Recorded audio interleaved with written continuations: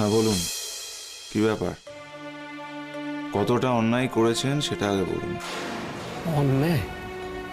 আমি স্যার, আপনি কি বলছেন স্যার? ও আমার আমার বিয়েটা ভেঙে দিল, আমাকে প্রাণে মারার চেষ্টা করলো। বাজে কথা বলে কোনো লাভ নেই। বাজে কথা বলে কোনো লাভ নেই। আমি যখন কেসটা নিয়েছি, আমি তো কেসটা লড়বো বলে নিয়েছি। সেক্ষেত্রে আমাকে আপনার গন্ডগোলগুলো জানতে হবে। বলুন। আমি কিছু জানি না স্যার। আমাকে বিষ খাওয়ানো হয়েছিল, নিয়ে আমি স্যার অজ্ঞান হয়ে গেছিলাম। তারপর আমাকে ওরা নিয়ে গিয়ে হসপিটালে ভর্তি করে দেয়। আমি শুধু এইটুকুই জানি স্যার। স্যার, ও খুব ডেঞ্জারাস মহিলা, ও পারে না স্যার, এমন কোনো কাজ নেই। কে কি করতে পারে না পারে সমস্ত খবর আমার নেওয়া হয়ে গেছে। কেমন? শুনুন না, আমরা তো কেসটা আমাদের হয়ে লড়তে বলেছি আপনাকে। আপনি যদি এখন প্রতিপক্ষের হয়ে কথা বলেন তাহলে তো চুপ করুন। আমি যখন কথাটা বলছি সেক্ষেত্রে আমি জেনে বুঝেই বলছি। যে মেয়েটির সম্পর্কে আপনারা এই অভিযোগগুলো করছেন তার সমস্ত ইতিহাস আমার নখদর্পণে। ওই মেয়েটি এরকম কোনো কাজ করতেই পারে না। ওকে? তাহলে অন্য কেউ কাজটা করেছে, এবং কে এই কাজটা করেছে সেটা আমাকে চাপতে হবে এবং আপনার হয়ে কথা বলতে হবে। এই তো? আপনারা আমাকে একটু হেল্প করবেন? আপনাদের কি মনে হয় এই কাজটা কি করতে পারে? বাড়ির ভেতরের কেউ না বাইরের? কে? আমরা কি করে জানবো স্যার? মানে ওকে তো বাইরে থেকে দেখলে আপনি বুঝতেই পারবেন না। ও তো বাইরে দিয়ে একরকম আর ভেতর দিয়ে একরকম। ওর গল্প কিন্তু দু জায়গায় আলাদা। ওকে, বলবেন না তাই তো? ঠিক আছে, আমি বার করে নেব। 2 দিন লাগবে। স্যার, আমরা না ঠিক বুঝতে পারছি না, মানে আপনি কি আমাদের হয়ে কথা বলছেন? মানে আপনি যে আমার দাদার কেসটা নিলেন, আপনি আমাদের হয়ে লড়বেন তো? আপনাকে যখন একবার বলেছি আমি কেসটা আপনার দাদার হয়ে লড়বো, তার মানে আপনার দাদার হয়েই লড়বো। কিন্তু আপনার দাদার ত্রুটিগুলো জানলে আমার ফাইট করতে সুবিধা হবে। আপনারা তো কোঅপারেট করলেন না, নো প্রবলেম। আমার টিম আছে, যারা এই এনকোয়ারিগুলো করে তারা আমাকে সমস্ত রকম ইনফরমেশন দিয়ে দেবে। অ্যাকচুয়ালি কি জানেন, আমি এমন কোনো কাজ করি না যেখানে আমার কনফিডেন্সের ঘাটতি থাকে। এনিওয়ে, উল্টো দিকে লয়ারকে কে লড়ছেন কেসটা? স্যার, আরাধনা চ্যাটার্জি। তাই নাকি? হ্যাঁ স্যার, আর ওনার তো এখন অনেক নাম ডাক না, সেই জন্যই তো আমরা আপনার কাছে এসেছি। নামকে দুর্নাম করে দিতে বেশি দিন লাগে না। আরাধনা চ্যাটার্জি, প্রত্যেকটা কেসে তুমি চ্যালেঞ্জ নাও আমাকে হারানোর।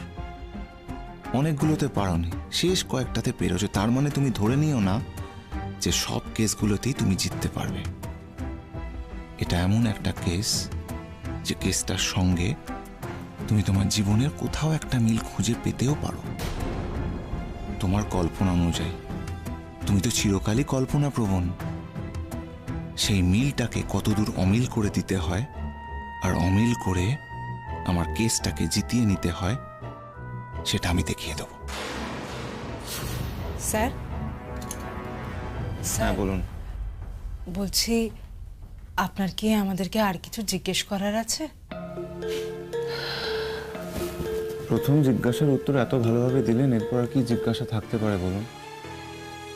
এনিওয়ে, আপনার বিবাহিত জীবন কতদিনের?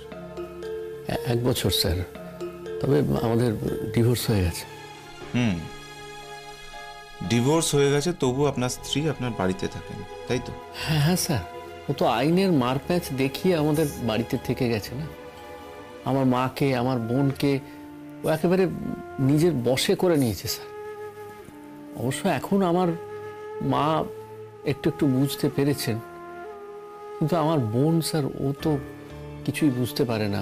ও বোঝার কথাও নয় স্যার। ও আসলে ও তো স্পেশাল চাইল্ড স্যার। ও আসলে আমার মাকে প্রথমে হাত করেছিল, তো এখন মা বুঝতে পেরেছে ও কি জিনিস।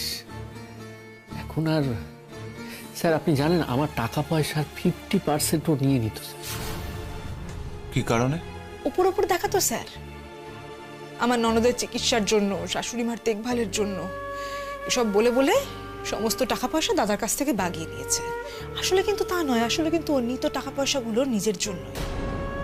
সমস্ত কন্ট্রোল তো তখন ওর হাতে ছিল না। এখন অবশ্য আমার শাশুড়ি মা বুঝতে পারছে, প্রচন্ড অনুতাপ করছে, তাই না বলো দাদা? মা বুঝতে পারছে এখন। কেন করবে না অনুতাপ? নিজের ছেলেকেই তো হারাতে বসেছিল। ওই বিয়ের দিনটা না, সরি, বিয়ের দিন? কার বিয়ের দিন? আমার দাদার বিয়ে স্যার, মানে আমার দাদার সেকেন্ড বিয়ের দিন। ফ্যান্টাস্টিক। এর মধ্যেই সেকেন্ড বিয়ে করে ফেলছিলেন? আমাদের বিয়ের পর থেকে স্যার আমাদের সম্পর্কটা তো কোনোদিনই স্বাভাবিক ছিল না। আমার এক্স ওয়াইফের ওর তো বার টান ছিল না স্যার। ওর বিয়ের আগের থেকে আসলে একটা ছেলের সঙ্গে ওর মানে অ্যাফেয়ার ছিল আর কি। বিয়ের পরেও স্যার সেটা কন্টিনিউ করেছে। কিন্তু আমি স্যার একটা দিনের ঘটনা আপনাকে বলছি। সেই দিন মানে আমরা কেউ প্রথমে বাড়ি ছিলাম না। তারপরে ওই আমার ভাই আর এই ভাইয়ের বউ ওরা যখন বাড়িতে ঢুকছে স্যার, আমি সেখানে উপস্থিত ছিলাম। তো আমরা যখন ঢুকেছি বাড়িতে তখন এই এই এই আমার বউয়ের যে বয়ফ্রেন্ডের কথা বলছি, শতদ্রু স্যার ওর নাম, ওরা দুজনে ওই বাড়িতে খুব মানে অন্তরঙ্গ অবস্থাতে আমরা দেখতে পাই স্যার। আমরা সেই ঘটনার সাক্ষী ছিলাম স্যার। ছেলেটা প্রথম থেকে খুব গোলমালের ছিল স্যার। এই আমার এক্স ওয়াইফ ওই ছেলেটার হাত দিয়ে আমাদের বাড়ি থেকে সোনা গয়না সব পাচার করছিল। হ্যাঁ, ধরা পড়ে গেছিল। তো ধরা পড়ে গেছিল? ধরা তো পড়েনি, প্রমাণ হয়ে গিয়েছিল যে ওর কাছে কিছুই নেই, রাইট?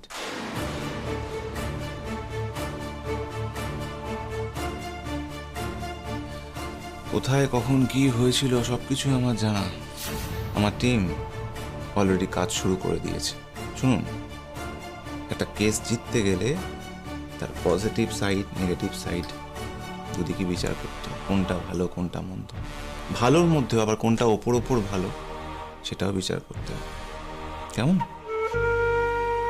আপনারা যে সে লয়ারের কাছে আসেননি, অনির্বাণ সেনের কাছে এসছেন। বিষয়টা মাথায় রাখবেন। হ্যাঁ স্যার, মানে সেই ভরসাতেই তো আপনার কাছে আমাদের আশা স্যার। কেসটা নিলাম, অ্যাডভান্স করতে হবে। দেখুন স্যার, আমরা আমাদের সর্বস্ব বাজি রেখে এই কেসটা জিততে চাই।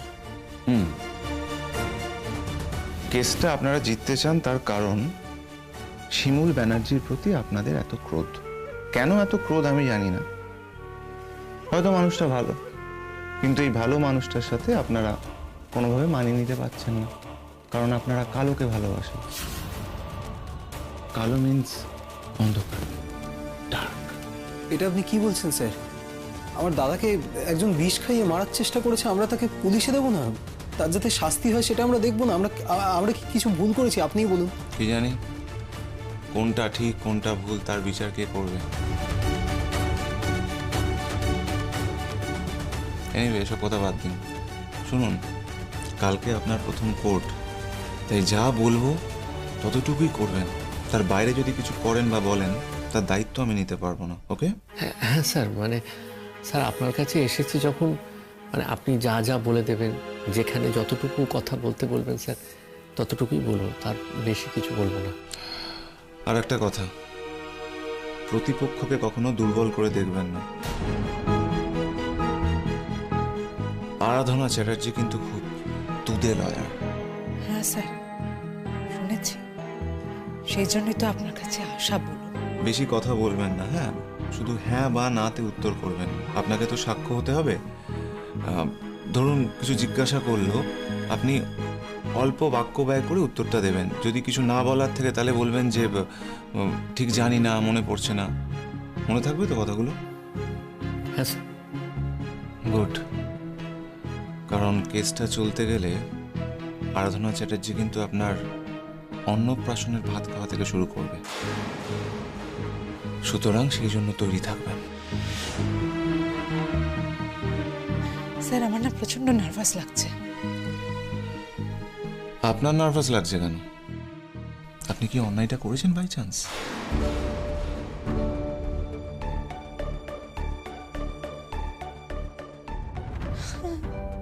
আমি আমি কেন? আমি কিসের জন্য করতে যাব sir?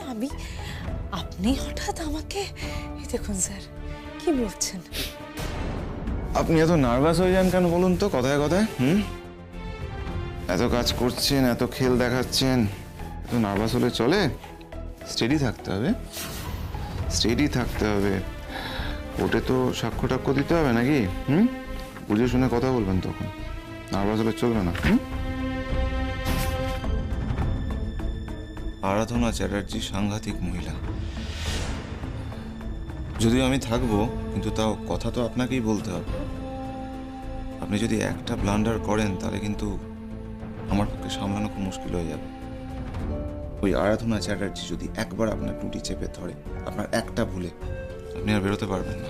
So it's a tough fight for us. বিষয়গুলো মাথায় রাখবেন আপনি। হ্যাঁ স্যার, আমরা তৈরি আছি স্যার। সব থেকে বড় কথা, আমার দাদাকে বিষ খাওয়ানো হয়েছে ওর গায়ে হলুদের দিন। ওর এত বড় একটা ড্যামেজ করে দেওয়া হয়েছে স্যার। আর ওর সঙ্গে যে মেয়েটির বিয়ে হওয়ার কথা ছিল তারও তো জীবন জড়িয়ে আছে। ওরও তো বিয়েটা ভেঙে গেল স্যার। আমরা তো এখন বুঝতেও পারছি না স্যার যে এই বিয়েটা আদৌ হবে কি হবে না। দেখুন, ক্ষতিটা তো ক্ষতি না, মানে বিয়েটা বড় কথা নয়, কিন্তু আমার দাদার প্রাণটাই তো চলে যেত। আপনি তো নিজেই দেখছেন স্যার দাদাকে কি অবস্থা এখানে নিয়ে এসেছি। ও যে কবে পুরোপুরি সুস্থ হবে সেটাও আমরা কেউ বুঝতে পারছি না। তো অনেক কষ্ট করে স্যার আপনার চেম্বারে আমরা এখানে নিয়ে এসেছি ওকে। তার মানে আপনি এরকম কিছু করবেন না তো যে কেসের দিনে আপনি কোর্টে গেলেন না? আপনার শরীর খারাপের দোহাই দিয়ে ডোবাবেন না তো? আপনি যদি ওখানে অনুপস্থিত থাকেন তাহলে কিন্তু কেসটা সামলানো মুশকিল হয়ে যাবে, আমি আগে থেকেই বলে দিচ্ছি।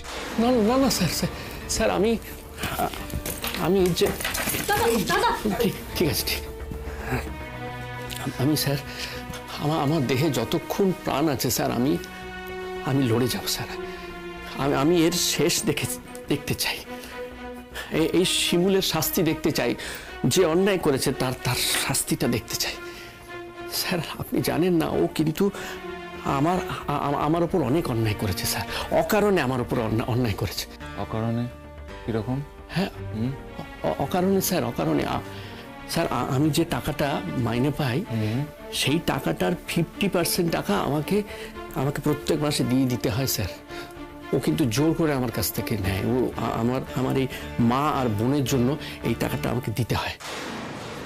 দেখুন, আপনি নিজে মুখে স্বীকার করলেন যে শিমুল ব্যানার্জি টাকাটা নিজের জন্য নেন না। নেয় স্যার। হ্যাঁ, নেয়। এই কথাগুলো আবার কোর্টে সবার সামনে বলবেন না, গন্ডগোল হয়ে যাবে, বিরাট গন্ডগোল। না স্যার, মাথা খারাপ নাকি? না স্যার, তাই কখনো কেউ বলে? স্যার আসলে আপনি বললেন তো, মানে সব সত্যি কথাগুলো বলতে, সেই জন্যই স্যার বলছিলাম। আসলে ও আমার মায়ের জন্য, বোনের জন্য টাকাটা নিত ঠিকই, কিন্তু স্যার খরচাপাতিটা তো ও নিজেই করতো। এর মধ্যে স্যার কত টাকা ও খরচা করে ফেলেছে জানেন? টাকা তো খরচ করারই জন্য।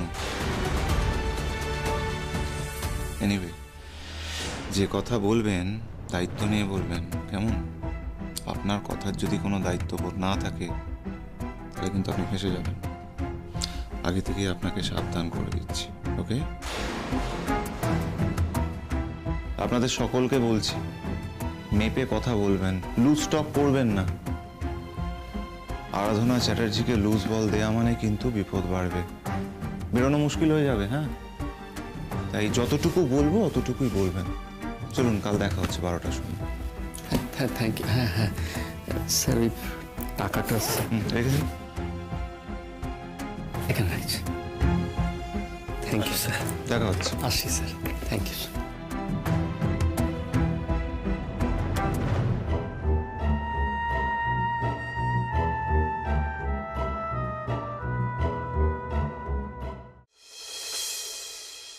বিচারক মহাশয় আসছেন।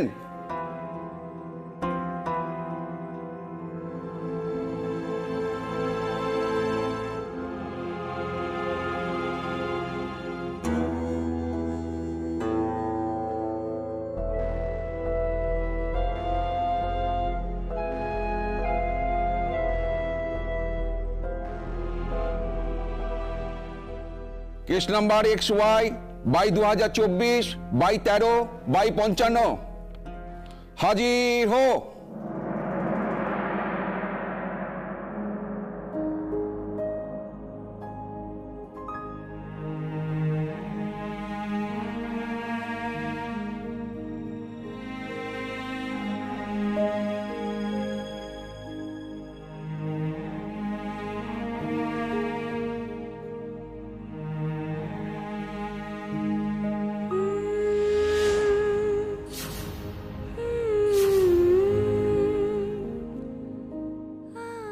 বলুন, যা বলিব সত্য বলিব, সত্য বই মিথ্যে বলিব না। যাহা বলিব সত্য বলিব, সত্য বই মিথ্যা বলিব না।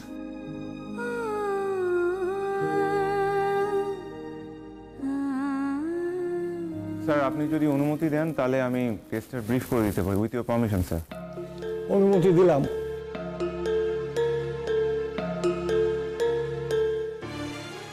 স্যার, ইনি হচ্ছেন শিমুল ব্যানার্জি। অপরাধীর অভিযোগে অপরাধী হয়ে ইনি এখন জেল কাস্টাডিতে আছেন। এই কেসটার বিচার করতেই আমরা এখানে এসেছি। এনার বিরুদ্ধে অভিযোগ হলো এনার প্রাক্তন স্বামীর বিয়ের দিন গায়ে হলুদের ঠিক আগে ইনি এনার প্রাক্তন স্বামীর পানীয়তে অথবা চায়েতে বিষ মিশিয়েছিলেন এবং সেটা খাওয়ার পর উনি অসুস্থ হয়ে যান এবং আনফর্চুনেটলি এতটাই অসুস্থ হয়ে পড়েন যে ওনাকে হসপিটালে অ্যাডমিট করতে হয় এবং বিয়েটা ভেঙে যায়। আর একটা বিষয় আমি আপনাকে জানাতে চাই, ইনি এনার প্রাক্তন স্বামীর বাড়িতেই থাকেন।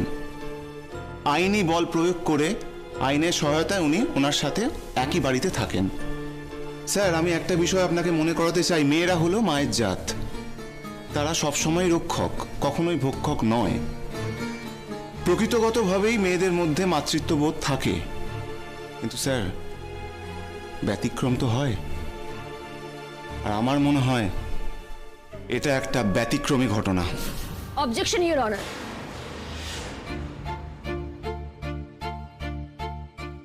উনি কেস ব্রিফ করতে গিয়ে তথ্য প্রমাণ না দিয়ে অভিযুক্তকে, মানে যার বিরুদ্ধে অভিযোগ রয়েছে, তাকে অপরাধী বলে চিহ্নিত করছেন। অভিযোগ ওঠা আর অপরাধী বলে চিহ্নিত করা দুটো এক জিনিস নয়। এটা আমি আমার বিপক্ষীয় বন্ধুকে মনে করিয়ে দিতে চাই। আপনি শব্দ প্রয়োগে সতর্ক থাকুন। আপনার কাছে কোনো তথ্য প্রমাণ আছে? Yes me Lord. তবে আমি একটা কথা বলতে চাই, তথ্য প্রমাণ আগে তৈরি না করে অনির্বাণ সেন কোনো রকম কেস লড়ে না, এটা সকলেরই জানা। স্যার, উনি যেমন তথ্য প্রমাণ ছাড়া কেস লড়েন না, অন্যরাও কিন্তু তাই করে। এভাবে নিজেকে বিশিষ্ট এবং আলাদা বলে চিহ্নিত করার কোনো কারণ নেই। ওনার কাছে যেমন প্রমাণ আছে, সেরকম আমার কাছেও তথ্য প্রমাণ আছে। যাই হোক, উনি যখন এখনো তথ্য প্রমাণ পেশ করতে পারেননি এবং পুরো বিষয়টাই আপনার বিচারের ওপর নির্ভর করছে, তখন উনি আপনার জায়গা দখল করে ওকালতি ছেড়ে বিচারকের জায়গাটা দখল করতে পারেন না। এবং বিচারক হিসেবে আপনার যে কথাটা বলা উচিত সেটা উনি বলতে পারেন না। আমার ক্লায়েন্টকে উনি অপরাধী বলে চিহ্নিত করলেন কি করে? আমাকে জবাব দিতে হবে এবং এই প্ল্যাটফর্মেই দিতে হবে। অথবা উনি নিজের এই কথা প্রত্যাহার করুক এবং অভিযুক্তর কাছে দুঃখ প্রকাশ করুক।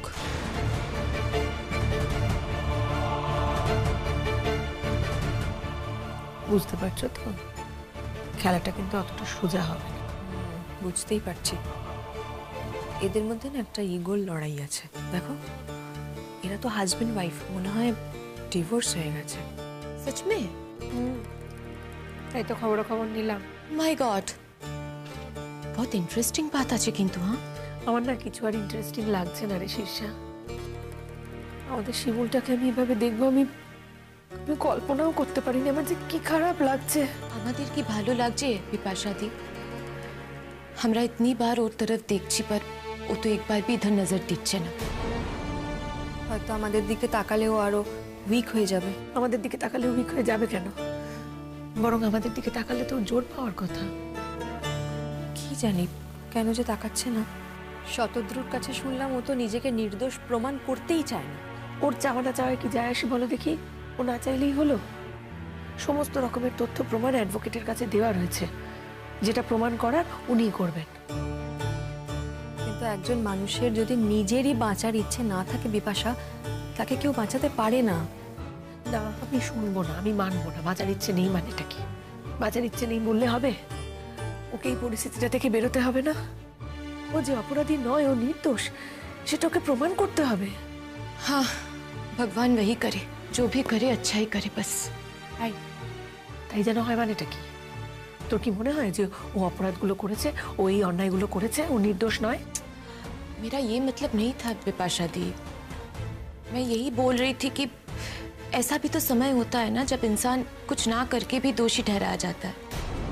हमें सिर्फ चाहिए कि सब सबूत, सब कुछ, सब विचार शिमुलेर फौरे थाकुक बस। আপনি অপরাধী শব্দটা ব্যবহার করে আদালতের নিয়ম ভেঙেছেন। আপনি এই শব্দটি প্রত্যাহার করুন অনির্বাণ বাবু। ওকে মিলর্ড, আপনার কথাকে মান্যতা দিতে আমি অপরাধী শব্দটাকে প্রত্যাহার করছি আজকে। কিন্তু শেষ দিন আমি প্রমাণ করে দেব অপরাধী উনি একটা মারাত্মক জঘন্য ঘৃণ্য অপরাধ করেছেন। আমি প্রমাণ করে দেবো মিলর্ড। অবজেকশন মিলর্ড, যখন উনি এটা প্রমাণ করবেন তখন এই বিষয়ে আমরা না হয় কথা বলবো। এখনো যখন প্রমাণ করতে পারেননি তখন এই কথার কোনো ভ্যালু নেই। উনি তো নিজেকে বিশিষ্ট ভাবেন, কিন্তু এই বিশিষ্ট আইনজীবী নিয়মের বাইরে গিয়ে শব্দ প্রয়োগ করছেন এবং ওনার কার্যকলাপও কিন্তু একজন সৎ আইনজীবীর মতন নয়, সেটা আমাকে খুব দুঃখের সঙ্গে বলতে হচ্ছে।